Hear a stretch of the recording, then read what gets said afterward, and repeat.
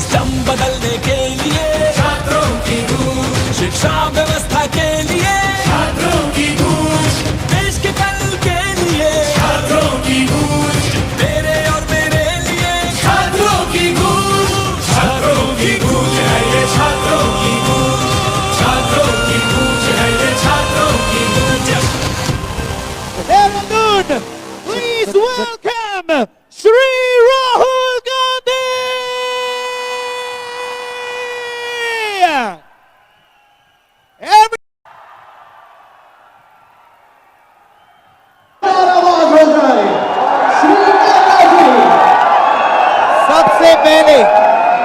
सबसे पहले हमारे वो दोस्त जिनके वजह से आज हम सब यहाँ हैं, श्री राहुल गांधी सबसे पहले एक भावपूर्ण श्रद्धांजलि करेंगे और उनके लिए एक बार जोरदार आवाज हो जाए। श्री मेहता जी।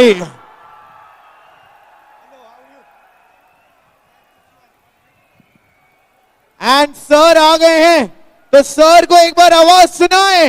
ये है छात्रों की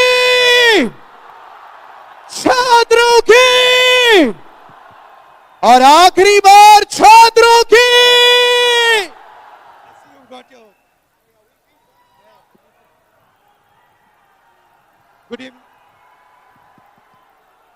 Good evening. How is everyone? Good evening. How's everybody? Is it working? Is it working? Okay. Check.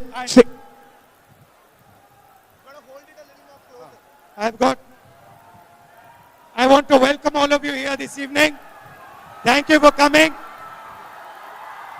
And thank you for coming specially because it's been a very rainy day here. Lot of slush, lot of difficulty for you to come here, so I really appreciate all of you coming here this evening. What I want to discuss with you is a central issue in India now. It's about the future of our children, the future of our youth. It's about our education system, and in particular, it's about our examination system, a system that all of you, every single one of you, has to go through. This is not a political meeting. This is a meeting that is about the youth of India, their future, their struggle, and the difficulties which they face. Now, I'd like to start by saying that हर साल हिंदुस्तान के करोड़ों घरों में आप जैसे युवा students 5 साल के लिए अपनी नॉर्मल लाइफ को छोड़कर एग्जाम की तैयारी करते हो। सही है, गलत है? सही है। 8 से 10 घंटे नॉन स्टॉप रात दिन आप लोग काम करते हो।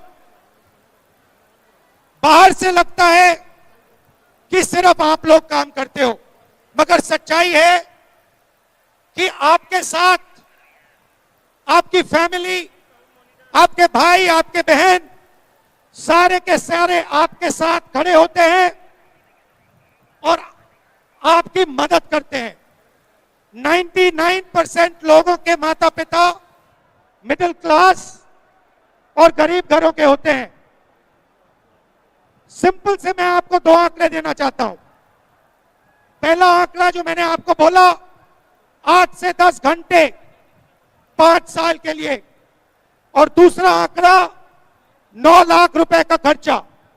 यह खर्चा आपके माता पिता, सैलरीड क्लास के लोग लोन लेके मेहनत करके आपको देते हैं, और उनके पूरी उम्मीद फैमिली की उम्मीद आप पर होती है।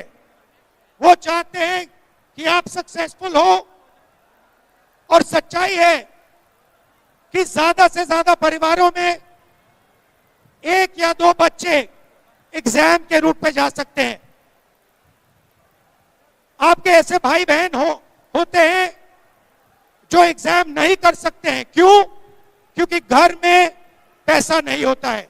सैलरी क्लास के लिए 5 साल में 9 लाख रुपए बहुत होता है। अगर 2, 3, 4 बच्चों को इस रास्ते पे चलाना हो, उनके पास सिंपली पैसा नहीं होता है। तो इसमें आपकी मेहनत होती है, आपके माता पिता, आपके भाई बहनों का त्याग होता है। इस बात से आप सहमत हैं? अब सवाल उठता है कि हिंदुस्तान में करोड़ों युवाओं को इस रास्ते पे क्यों चलना पड़ता है? और उसका जवाब बहुत सिंपल है। जवाब है कि हिंदुस्तान में जैसे बाकी देशों में रोजगार के अलग अलग दरवाजे होते हैं। एक दरवाजा होता है मैन्युफैक्चरिंग का, दूसरा दरवाजा होता है एंटरप्रेन्योरशिप का, तीसरा दरवाजा होता है कॉर्पोरेट जॉब का, चौथा दरवाजा होता है पब्लिक सेक्टर का, और नॉर्मली 5 में से एक दरवाजा होता है सरकारी नौकरी का। मगर दुख की बात है कि हिंदुस्तान में 5 में से 4 दरवाजे आपके लिए बंद हैं। क्यों बंद है? क्योंकि हिंदुस्तान में मैन्युफैक्चरिंग सेक्टर बंद पड़ा हुआ है और चाइना का माल पूरे देश में बिकता है। ये जो आपके हाथ में फोन है, जो आप शर्ट्स पहने हो, ये सब चाइना से आता है। यहां की फैक्ट्रियां बंद है। दूसरा दरवाजा एंटरप्रेन्योरशिप का, ये क्यों बंद है? क्योंकि हिंदुस्तान में बैंक का जो पैसा है वो 3, 4, 5 बिजनेस ने कैप्चर कर रखा है। नाम आप जानते हो, नाम दोहराने की जगह नहीं है। मगर अगर आप में से कोई एंटरप्रेन्योर बनना चाहता है, आप में से कोई बैंक लोन चाहता है, आपको बैंक लोन नहीं मिलेगा, इसलिए वो दरवाजा आपके लिए बंद। तीसरा दरवाजा कॉर्पोरेट जॉब जो हुआ करता था, आईटी का जो जॉब था, उस पर एआई ने बहुत जबरदस्त चोट लगाई। और चौथा दरवाजा पब्लिक सेक्टर का, वो प्राइवेटाइजेशन के कारण बंद हो गया है। तो करोड़ों युवाओं के लिए ये रास्ता, एक रास्ता सरकारी जॉब वाला, सरकारी नौकरी वाला खुला है, और इसीलिए करोड़ों परिवार अपना पैसा निकालकर, बैंक लोन लेकर, अपना पूरा भरोसा आप पे डालते हैं कि आप इस रास्ते पे अच्छी तरह चल पाओ और सफलता प्राप्त करो। मगर बात यहां नहीं रुकती, क्योंकि जो स्टैटिस्टिक्स हैं वो सारा का सारा रिवील कर देते हैं। इस रास्ते पे 6 करोड़ लोग, इस दरवाजे में 6 करोड़ लोग घुसने की कोशिश करते हैं। 6 करोड़ लोग एग्जाम लेने की कोशिश करते हैं, मगर उनके सामने छोटे छोटे दरवाजे हैं। कौन से दरवाजे? फाइनेंशियल कॉस्ट का मैंने आपको बताया, 9 लाख रुपए। फैमिली प्रेशर होता है, फैमिली कहती है कि भाई कब तक करोगे, कितनी बार करोगे। एज लिमिट आता है, एक एज के बाद ये आप कर ही नहीं सकते। तो सिंपल स्टैटिस्टिक्स में आपको आज देना चाहता हूं, 9 करोड़ एस्पिरेंट्स में से 6 लाख एस्पिरेंट सक्सेसफुल होते हैं। अब ये बहुत बड़े नंबर हैं, इसको मैं थोड़ा सिंप्लीफाई कर देता हूं। 150 युवाओं में से एक युवा सफल होगा। मतलब नॉर्मली आपके क्लास में 50 बच्चे होते थे स्कूल में, 50 बच्चों में से आप एक बच्चा फर्स्ट आ सकता है। अगर उन 3 क्लासेस में से आप फर्स्ट आते, तभी आप इस रास्ते पे चल सकते हो। बाकी लोग जो सेकंड आते थे, थर्ड आते थे, फोर्थ आते थे, वो सारे के सारे इस दरवाजे को पार नहीं कर पाएंगे। मगर सच्चाई यहां भी नहीं रुकती है, क्योंकि आपके सामने एक बहुत बड़ा दरवाजा है। कौन सा दरवाजा? यह दरवाजा, कि सचमुच में एक रास्ता नहीं है, सचमुच में दो रास्ते हैं। और आप सब ये जानते हो, जानते हो, जानते हो। एक रास्ता जो आपको ऊपर दिख रहा है, ईमानदारी का रास्ता, मेहनत का रास्ता। इस पे आपको फाइनेंशियल कॉस्ट सहनी पड़ेगी, इस पे आपको फैमिली प्रेशर लगेगा, इस पे आपको एज लिमिट आएगा, इसके लिए आपको 8 घंटा 5 साल के लिए मेहनत करनी पड़ेगी। और दूसरा रास्ता, अगर आपके पास पैसा है, अगर आप भ्रष्ट हो, अगर आप ईमानदार नहीं हो, और अगर आप चोरी करके इस दरवाजे से निकलना चाहते हो, तो एक दूसरा छुपा हुआ रास्ता है, पेपर लीक वाला रास्ता। इस रास्ते में अगर आपको इस रास्ते पे चलना है, सिंपल सी बात है, अगर आपको इस रास्ते पे चलना है, पहला क्वालिफिकेशन, आपके माता पिता मिडिल क्लास या गरीब नहीं हो सकते। दूसरा क्वालिफिकेशन, आपको ईमानदारी से काम नहीं करना। अगर आपको बेईमानी करनी है तो आप यह रास्ता चुन सकते हो। अब 99.9% लोग, हमारे जो स्टूडेंट्स हैं, वो ईमानदार हैं, वो इस रास्ते में नहीं चलते हैं। मगर 1% लोग सिस्टम का प्रयोग करके इस रास्ता का यूज करते हैं, और बाकी सारे के सारे युवाओं को नुकसान होता है। तो 4 तरीके के आपके सामने अन्याय हो रहे हैं, 4 अन्याय हो रहे हैं। पहला अन्याय, शिक्षा की कॉस्ट 9 लाख रुपए।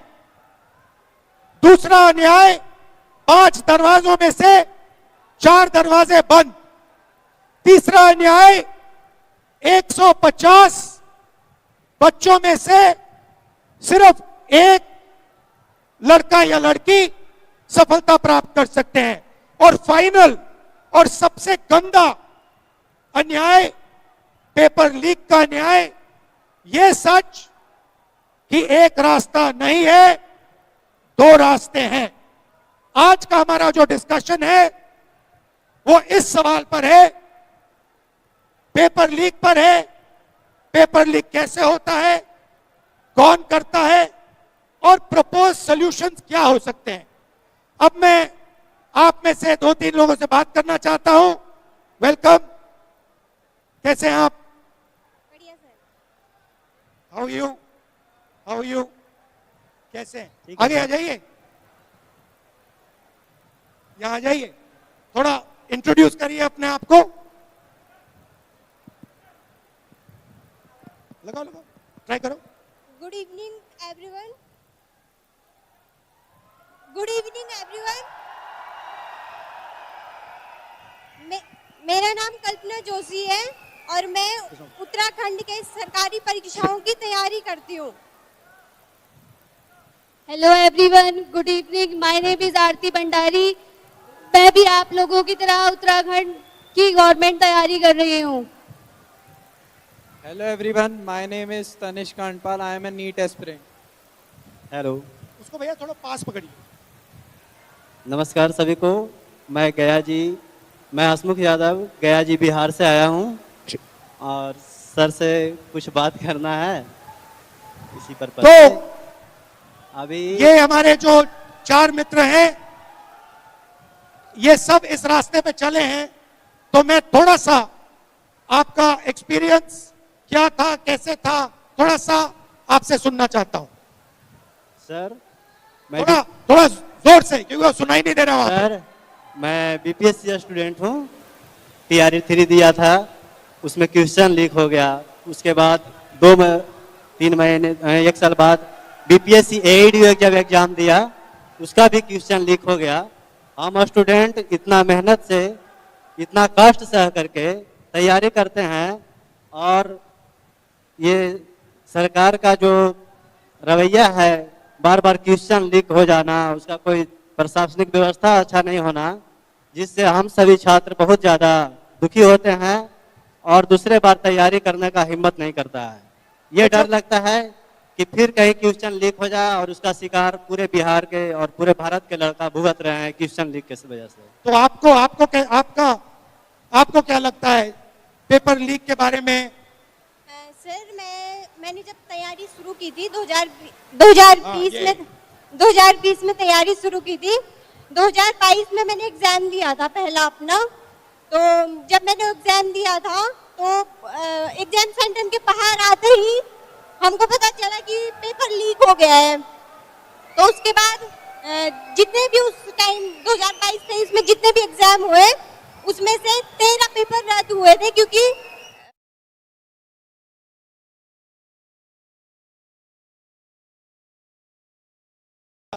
तो आपके अंदर क्या भावना आई, क्या फीलिंग आई?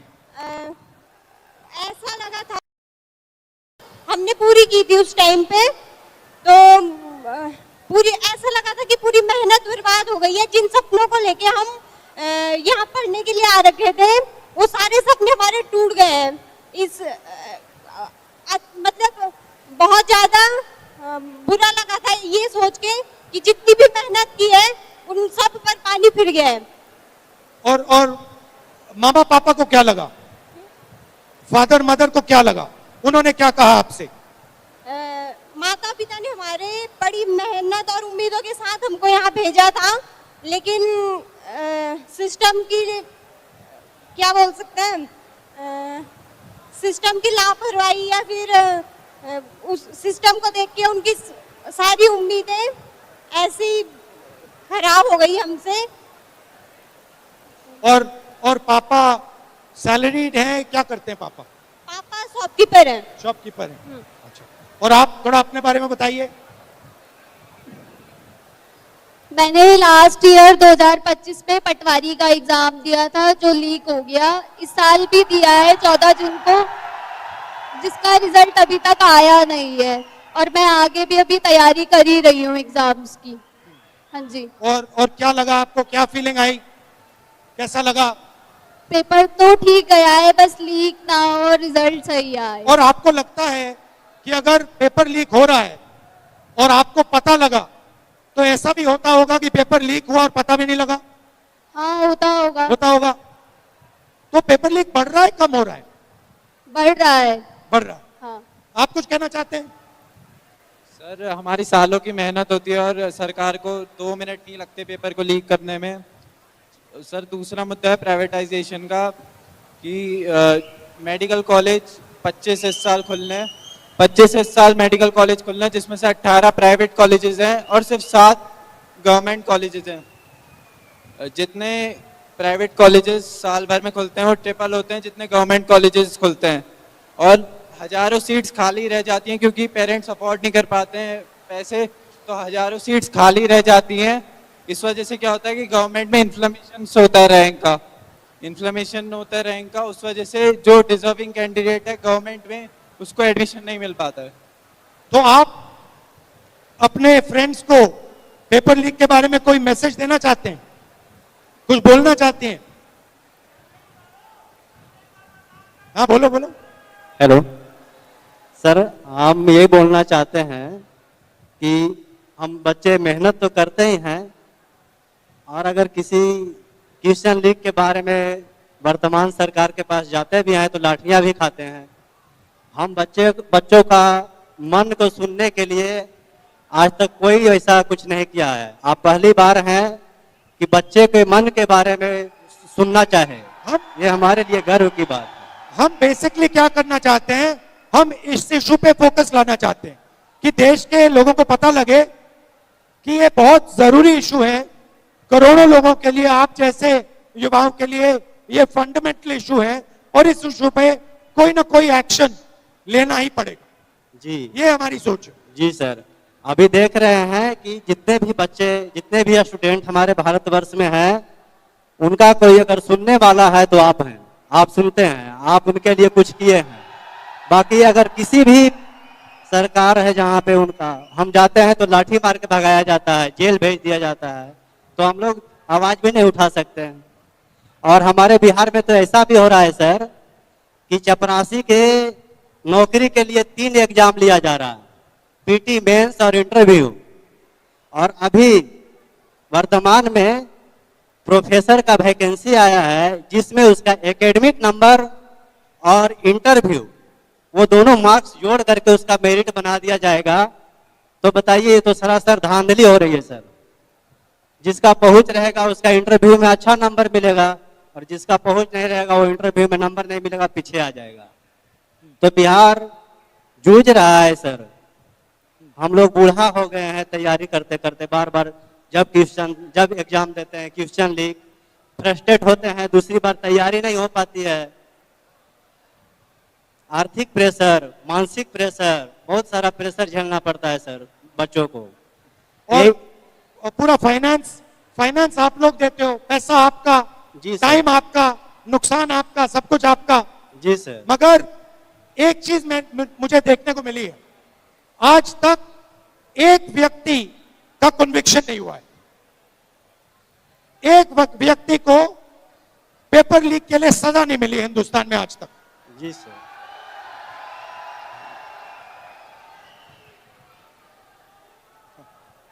सर, मैं सभी लोगों से ये कहना चाहूंगी कि हम लोग दिन रात मेहनत करके पेपर तो पास कर सकते हैं, लेकिन सिस्टम से नहीं जीत सकते। पेपर तो पास कर लेंगे लेकिन सिस्टम के आगे हार जाएंगे। तो ऐसी मेहनत करके कोई फायदा नहीं अगर बार बार पेपर लीक्स होंगे तो। अच्छा, आजकल रेट कार्ड भी है। जैसे रेस्टोरेंट में आप जाते हैं, मेन्यू कार्ड होता है, तो आजकल एग्जाम्स का भी मेन्यू कार्ड है। देखिए, नीट एग्जाम 40 लाख रुपए में आप नीट एग्जाम का पेपर खरीद सकते हो। IIT JEE 15 लाख में आप पेपर खरीद सकते हो। यहां पे उत्तराखंड स्पेशल पटवारी एग्जाम 15 लाख रुपए में आप खरीद सकते हो। बिहार टीचर रिक्रूटमेंट 10 लाख में खरीदा जा सकता है। Orissa sub inspector exam 25 lakh रुपए। और ये हमने 4-5 उदाहरण दिए हैं, मगर ऐसे हर स्टेट में, हर एग्जाम में उदाहरण है। Thank you, thank you, thank you.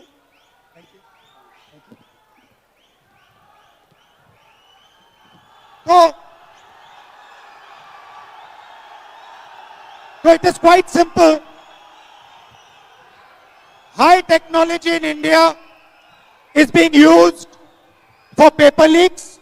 You can see internet पे, टेलीग्राम पे, सिग्नल पे आपको पेपर मिल जाएगा।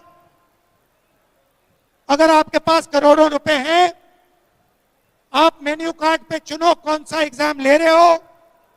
IIT ले रहे हो, उत्तराखंड का पटवारी वाला ले रहे हो, 15 लाख रुपए ट्रांसफर करो, आपके फोन पे आपको पेपर मिल जाएगा। ये हिंदुस्तान के एजुकेशन सिस्टम की हालत है।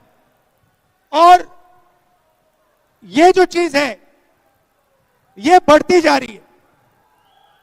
ये जो पेपर लीक है ये बढ़ता जा रहा है। 7.5 करोड़ स्टूडेंट्स को पिछले 10 साल में पेपर लीक ने डैमेज किया है। नंबर फिर से सुन लीजिए, 7.5 करोड़ युवाओं को पेपर लीक से नुकसान हुआ है। 152 लीक्स हुई हैं। 152 लीक मतलब पिछले 10 साल में हर महीने एक पेपर लीक हुआ है। और रियलिटी है कि कन्विक्शन रेट 0। इस काम के लिए एक भी व्यक्ति जेल में नहीं गया है, एक व्यक्ति को सजा नहीं मिली है। ये यहां पे हमने आइसबर्ग बनाया है। आइसबर्ग में 10% समुद्र के बाहर दिखता है, 90% समुद्र के नीचे होता है। जो हमारा पेपर लीक का सिस्टम है वो आइसबर्ग जैसा है, हमें सिर्फ ऊपर की नोक दिख रही है। ये जो 152 नंबर है और ये 7.5 करोड़ जो स्टूडेंट्स हैं, ये सिर्फ 10% आइसबर्ग का टिप है। सच्चाई ये है कि हमें मालूम नहीं कितने पेपर लीक होते हैं, क्योंकि हमें मालूम नहीं कितने नहीं पकड़े जाते। और ये हिंदुस्तान के युवाओं के फ्यूचर के लिए सेंट्रल इशू है। ये आपका, आपके माता पिता का अपमान है, इंसल्ट है, आपकी मेहनत का इंसल्ट है, आपके हार्ड वर्क का इंसल्ट है।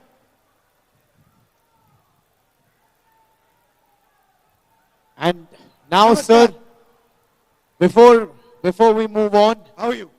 देहरादून हमारे साथ आज यहां पर, और मैं चाहता हूं अब आप सब ध्यान दें और ध्यान से सुने।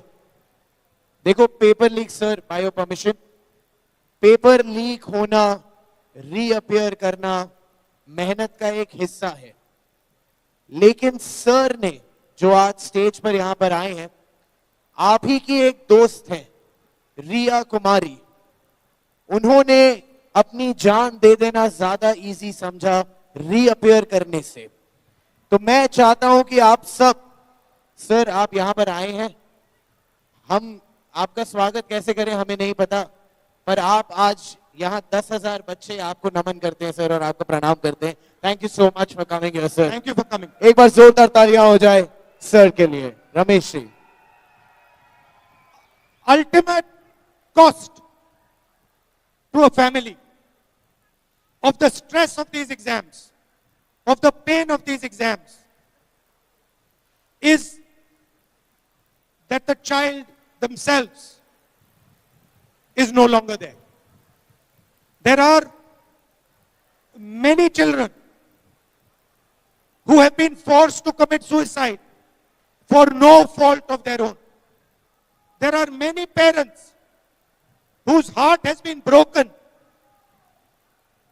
because of this system. We wanted you to listen to one such parent who lost a beautiful daughter to this paper leak syndrome. We wanted you to understand, not just you, we want the whole of India to see what is happening. And we do not accept that our children have to go through this. We do not accept that our parents have to go through this. We do not accept that India has to go through this. So I'd like, sir, to give us 5 minutes of your perspective. मैं राजेश मल, जो मेरी बेटी रिया कुमारी, जिन्होंने 3 मई को paper देकर आई और खुश थी, पेपर अच्छा हुआ, बहुत खुश थी, रिलैक्स किया, उसके बाद सो गई खाना खाकर। हमने अगले दिन पूछा उससे, पेपर कैसा हुआ बेटा? उसने बोला कि पापा अच्छा हुआ।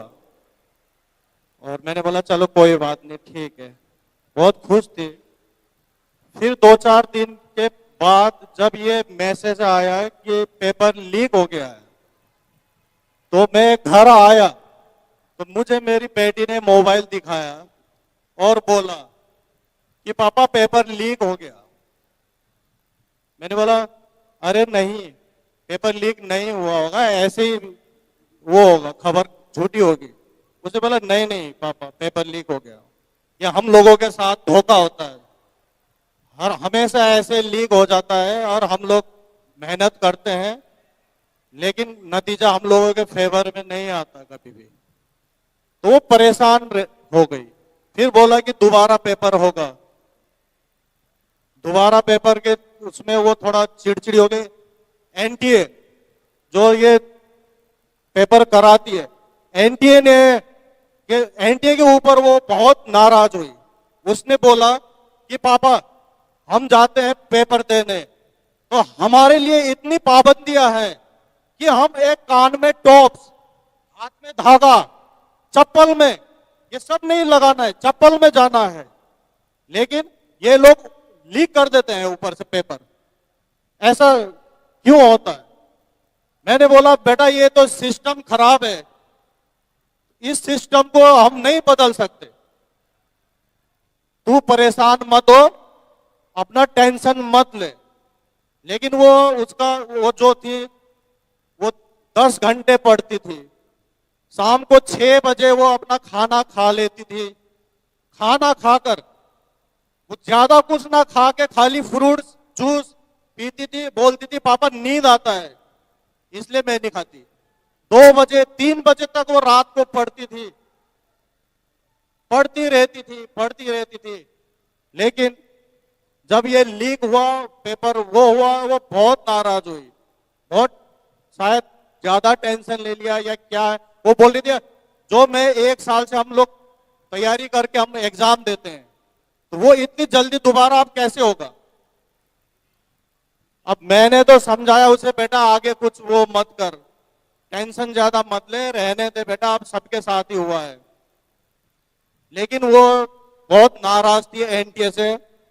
मैं सर को यही बोलना चाहता हूं कि सर ये शिक्षा प्रणाली जो भी है इसको थोड़ा सरल बनाइए। जो आज मेरी बेटी के साथ हुआ, मेरे साथ जो हुआ, वो किसी दूसरे के साथ ना हो। मेरी बेटी आज मेरे यहाँ नहीं है तो वो ना हो ऐसा। सर आप संसद में आवाज उठाइए और ये न्याय दिलाइए सबको, ऐसा किसी बच्चे के साथ ना हो। मैं बस यही आपसे विनती करता हूं सर। मेरी बेटी मुझे बहुत प्यारी थी, मैं नहीं रह पा रहा हूं उसके बिना, बहुत मुश्किल से जी रहा हूं और मैं बड़े मुश्किल से आया हूं, उसी के लिए मैं यहाँ आया हूं कि कम से कम सर आवाज तो उठा सकते हैं सदन में। आज इतने दिन हो गए, लेकिन ये मैं वही देख रहा था कि मेरी बेटी के साथ साथ और भी बच्चे हैं जिन्होंने अपनी जान दी है, उनके लिए एक मैसेज तक नहीं है कि श्रद्धांजलि नहीं है, उनको एक कुछ मैसेज नहीं है। कम से कम आप इस्तीफा मत दो, कम से कम श्रद्धांजलि तो दे दो बच्चों को।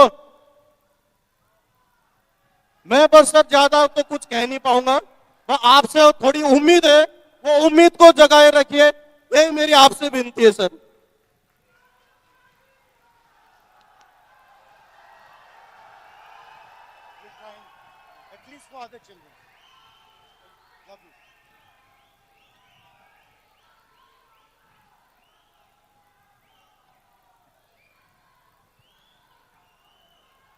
तो हम आपको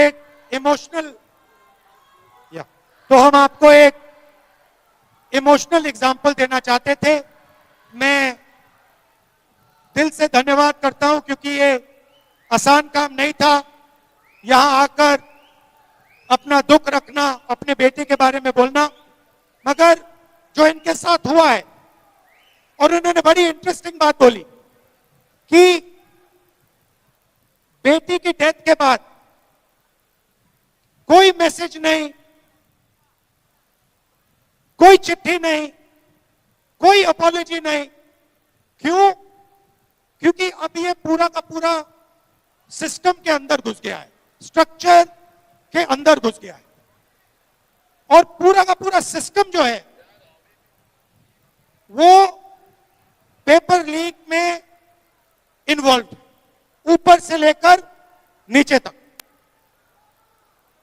नीचे लेवल पर coaching centre, exam centre, paper setters, translators, printers, transporters में भ्रष्ट लोग, उससे ऊपर माफिया, वेंडर्स, उससे ऊपर नेशनल टेस्टिंग एजेंसी, उससे ऊपर मिनिस्ट्री में लोग, मिनिस्ट्री, ये पूरा का पूरा स्ट्रक्चर है और ये आप पर आक्रमण कर रहा है, आपकी मेहनत का मजाक उड़ा रहा है, आपसे पैसा छीन रहा है। 9 लाख रुपए हर फैमिली के जेब से छीन रहा है और फिर दूसरा रास्ता बनाकर पेपर लीक करके आप सबको ठग रहा है। दूसरी तरफ मीडिया शादी की बात करेगी, चीता की बात करेगी, मगर पेपर लीक की बात कभी नहीं करेगी। तो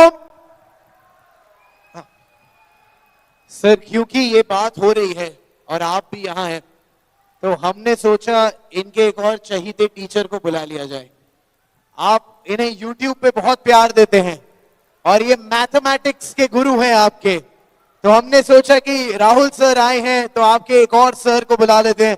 प्लीज वेलकम अभिनय Sharma. Come on everyone for अभिनय सर। नमस्कार, थैंक यू राहुल जी। आज लीडर ऑफ अपोजिशन और हम जैसे शिक्षकों को अगर पेपर लीक पे ऐसे इवेंट करने पड़ रहे हैं, तो आप सोचिए पेपर लीक कितना बड़ा उद्योग है। और आप कहते हैं आवाज उठाना गलत है।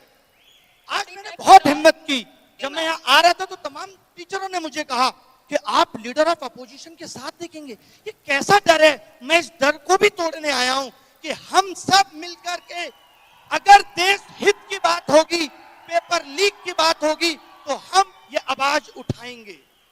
और बगावत किसको करनी है? ये हक की लड़ाई है तुमसे, और ये हम हक लेकर रहेंगे। आज आपने बात सिस्टम की क्या है सिस्टम? जो पेपर बना रहे हैं, जो पेपर पहुंचा रहे हैं, जिनकी निगरानी में पेपर हो रहा है और उसके बाद लीक हो जा रहा है, ये सभी तो सिस्टम है। और आप कह रहे हैं सिस्टम फेल हो गया। कहने का मतलब है कि तुम जिन लोगों को जिम्मेदारी दे रहे हो वो जिम्मेदारी ठीक से निभा नहीं रहे, और तुम क्या कह देते हो? सिस्टम फेल हो गया। रेल अच्छी दौड़ रही है तो सरकार को श्रेय चाहिए। सब कुछ everything in this country is happening good in the नेतृत्व ऑफ प्रधानमंत्री। लेकिन जब प्रॉब्लम आ जाएगी, सिस्टम जिम्मेदार है। तब सिस्टम क्यों? 22 लोगों ने आत्महत्या कर दी। क्या देश के प्रधानमंत्री, शिक्षा मंत्री की संवेदना नहीं थी? इस पे नहीं आनी चाहिए थी? ये दर्द देश के लोगों का नहीं है? इन कैमरों से पता चल रहा है कि कैमरा हर जगह पहुंच रहा है, पेपर लीक नहीं पकड़ पा रहे आप। यानी आप जहां चाहते हैं वहां आपका कैमरा पहुंच जाता है, और जहां नहीं चाहते, अब आप कह रहे रीनीट करा तो लिया। ये तो वही बात हो गई, एक चोर 10 साल में 80 चोरी करता है, एक बार अपने उससे चोरी किया धन छीन लिया, बस काम खत्म हो गया। ये कैसा न्याय है साहब? एक इंसान को भूख सिर्फ रोटी की नहीं है, उसकी पूरी आगे आने वाली पीढ़ी इस पेपर लीक से प्रभावित होगी। मैं ये मानता था, राहुल जी आपके सामने कह रही हूं कि my PM is very visionary. ये कैसा विजन था कि हम नकली डॉक्टर बना रहे हैं, हम नकली इंजीनियर बना रहे हैं, और फिर हम आगे आने वाले 10 साल पे इस पे चर्चा कर रहे होंगे फला पुट टूट गया, और ऐसा होना शुरू हो गया है। ये क्यों हो रहा है? क्योंकि हम पेपर लीक नहीं रोक पाए। आप बात बात पे कहते हैं कि नेशनल सिक्योरिटी पे खतरा है, और जो बीएसएफ के एग्जाम में पेपर लीक से बंदा पहुंच रहा है, असली खतरा तो ये है नेशनल सिक्योरिटी पे। इस पे आपका ध्यान नहीं है, क्योंकि आप इसे ठीक नहीं करना चाहते। बात मनसा की है। आप जब पेपर लीक की आवाज, कोई भी पेपर लीक की आवाज अगर युवा उठाता है, तो सबसे पहले सरकार आके उसका बचाव करती है। नहीं, पेपर लीक नहीं हुआ, यानी आप पेपर लीक का नुकसान उठाएंगे, आप ही को साबित करना है कि पेपर लीक हुआ है कि नहीं, और सरकार नहीं मानेगी तो आपको कोर्ट जाना है, और कोर्ट का न्याय तो आपको पता ही है कि कितना न्याय मिलेगा आपको। तो ये दर्द पे आवाज कौन उठाएगा? इस दर्द को ठीक कौन करेगा? यही तो असली देशभक्ति है, जो ये सोच पा रही है कि अगले 10 साल बाद का भारत कैसा होगा। हमें आपने बहुत सपने दिखा लिए, अब 2047 के विकसित भारत का सपना हम सब पूरा करेंगे। कैसे? गलत पे आवाज उठा के, तभी तो पूरा होगा। वरना आजकल बहुत रील आती है सोशल मीडिया पे, एक गंदा सा कमरा होगा, रील आएगी, एआई साफ करके तुरंत डेवलप कर देता है। वरना 2047 में हम लोग रील में देखेंगे भारत गया है, पूरे भारत को 30 सेकंड में डेवलप कर देगी। ये डेवलप करने का तरीका है। शिक्षा व्यवस्था नींव है किसी सिस्टम की, किसी की भी। आप स्कूल बंद कर दे रहे हैं क्योंकि बच्चे नहीं आते। भाई आपने क्यों नहीं सोचा बच्चे क्यों नहीं आते? आपके बड़े बड़े नेता अगर प्राइवेट स्कूलों का उद्घाटन बैक टू बैक करेंगे तो सरकारी स्कूलों से बच्चों का भरोसा कैसे जगेगा? सरकारी, सोचिए वो भारत जो आज विश्व गुरु बनने की बात कर रहा है, जिसका डंका देश में वर्ल्ड में बज रहा है, उसके यहां सरकारी स्कूलों में लड़कियों के लिए टॉयलेट नहीं है। जिस शिक्षा मंत्री को शिक्षा के अंदर इनोवेशन डालना था, स्किल डालना था, सीएजी की रिपोर्ट कहती है कि प्रधानमंत्री विकास कौशल योजना में 10,000 करोड़ का घोटाला हुआ है। आप सोचिए डालोगे। न्यू एजुकेशन पॉलिसी लाए आप, ठंडे बस्ते में पड़ी है, कितनी इंप्लीमेंट कर ली? आपको तो फुर्सत ही नहीं है कि कभी आप बता सकें कि इंप्लीमेंट हुई कितनी है। आपने कहा हम कॉमन एंट्रेंस टेस्ट लाएंगे। मैं कुछ एक आंकड़े राहुल जी आपके सामने बताना चाहता हूं। आपने भी कुछ पेपर भारत में अगर दिए हो या आप लोगों ने दिए हो तो आज से 10 साल पहले नोटिफिकेशन आता है। जब भी कोई एग्जाम निकलेगा नोटिफिकेशन में क्या होना चाहिए? अगर आप चैट जीपीटी से भी पूछेंगे तो वो बताएगा फॉर्म भरने की last date, form fees, exam tier 1 कब होगा, टीयर 2 कब होगा, ये होना चाहिए। पता है इनके नोटिफिकेशन में आजकल क्या मिलता है? 20 दिन है, जल्दी से फॉर्म फीस इतनी देके भर दो। ये एग्जाम की डेट देना भूल गए नोटिफिकेशन में। और ये पता है क्या देते हैं? ये कहते हैं पेपर तो हम तुम्हारा 100 रुपए में करा लेंगे, लेकिन जब कोई गलत सवाल हो और आप बताने आओ तो 250 रुपए लाना पर क्वेश्चन। दिस इज कॉल्ड असली पेपर लीक उद्योग चल रहा है भारत में। ऐसे ही एनटीए 500 करोड़ रुपए 4 साल में नहीं कमा ले रही।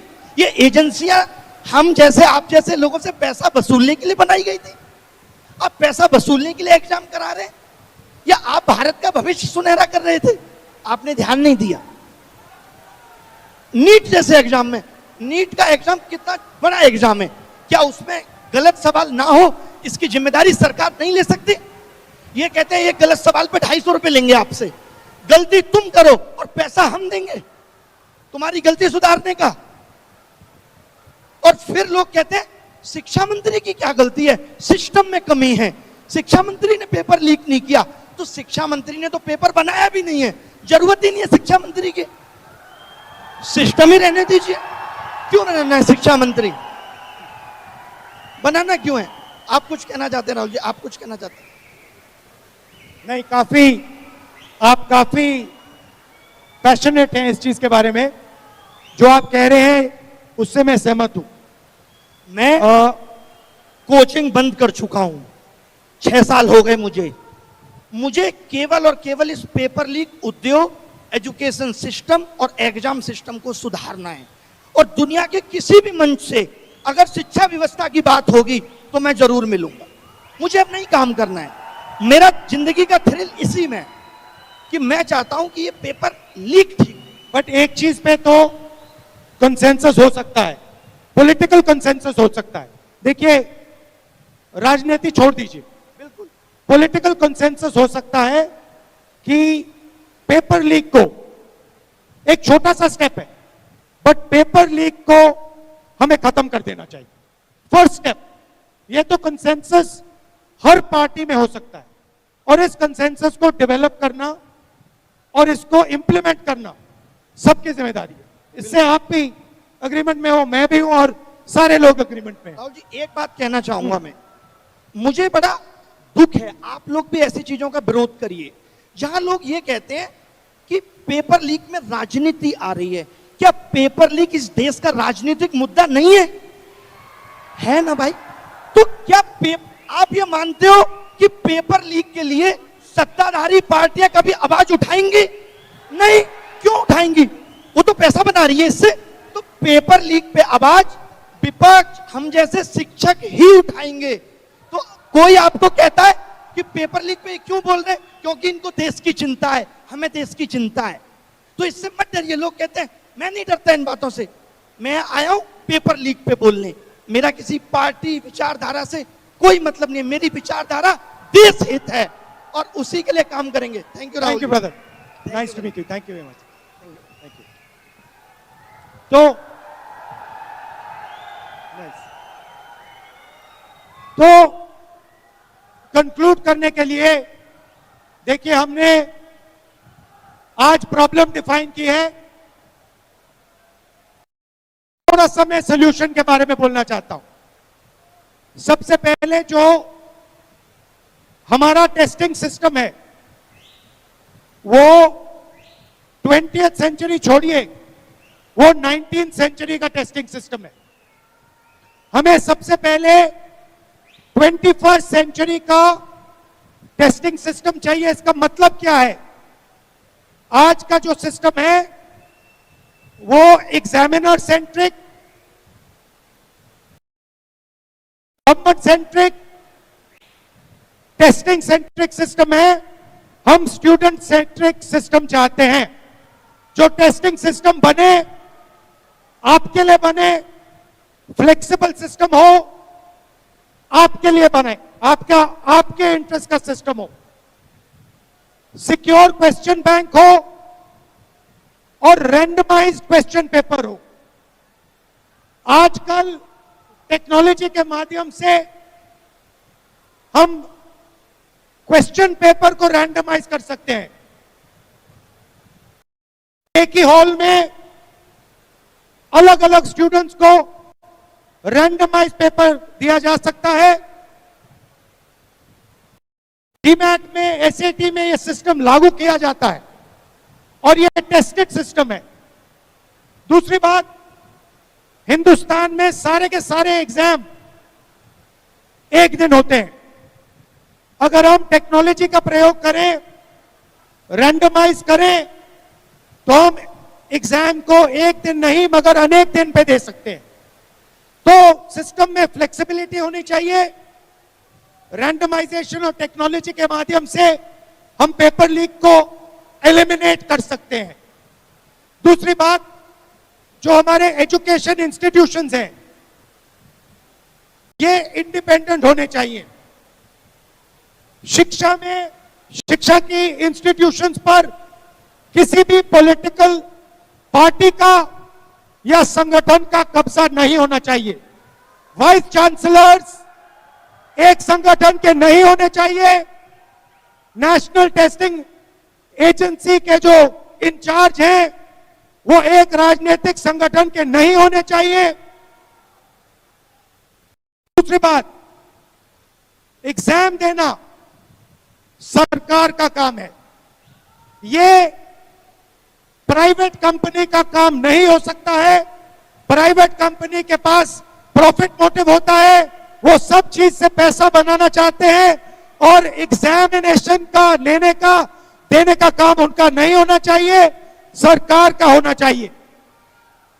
और अगर कोई पेपर लीक करे तो एकदम कन्विक्शन होना चाहिए, पनिशमेंट होनी चाहिए। फाइनली, पेपर लीक होता है, स्टूडेंट्स की प्रोटेक्शन होनी चाहिए। अभी आपने उदाहरण सुना कि इनके बेटी ने सुसाइड किया और एक चिट्ठी तक नहीं गई, एक अपॉलॉजी तक नहीं गई कि देखिए हमारी गलती से आपको इतना दुख हुआ, इतना दर्द हुआ।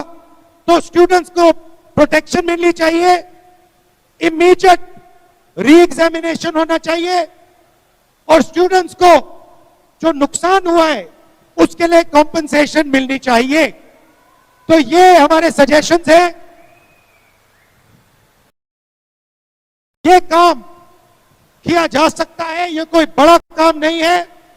आज की टेक्नोलॉजी के साथ, रैंडमाइजेशन के साथ हम ये काम आसानी से कर सकते हैं और मैं चाहता हूं कि जल्दी से जल्दी ये काम हिंदुस्तान में आपके साथ मिलकर किया जाए कि ये जो दुख हो रहा है, जो दर्द आपको हो रहा है, ये हमेशा के लिए बंद हो जाए और हमारे एजुकेशन सिस्टम में, टेस्टिंग सिस्टम में फेयरनेस आ जाए।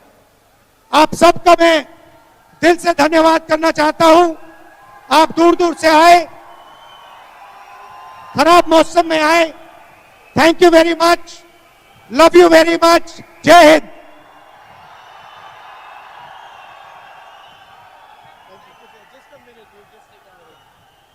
वेल देहरादून, प्यार देने का समय अभी आ चुका है. Make some noise. Sir, I know आपका शेड्यूल बहुत टाइट है and you have to leave, लेकिन जाने के पहले सर, ये सारे यूथ के तरफ से एक सवाल है कि सर, हम सब अपने लाइफ में लॉसेस देखते हैं. हम सब अपने losses, you know, failure, success सब देखते हैं. आप भी अपने लाइफ में फेलियर्स देखते हैं, सक्सेस देखते हैं. But if there is one thing we know Rahul Gandhi has, is you never give up. You always show up. He always makes it happen. So sir, इतने सारे स्टूडेंट्स को आप क्या कहना चाहेंगे? ये कमबैक कैसे होता है? कमबैक ऐसे होता है कि inside every loss is a victory. Inside every victory is a loss.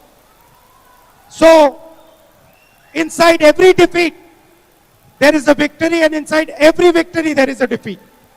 So one has to be positive. One has to, as we all know, one has to act with integrity, with love and affection. And for me, it's very simple. My leader, Mahatma Gandhi, made it crystal clear.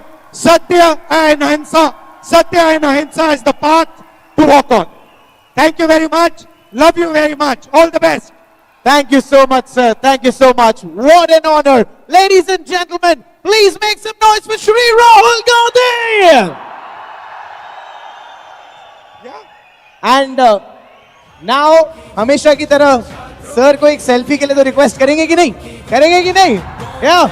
Let's go. All right then. Dehradun. Let's go, everybody. I think we should get one. Should do one myself? Okay. My phone is on.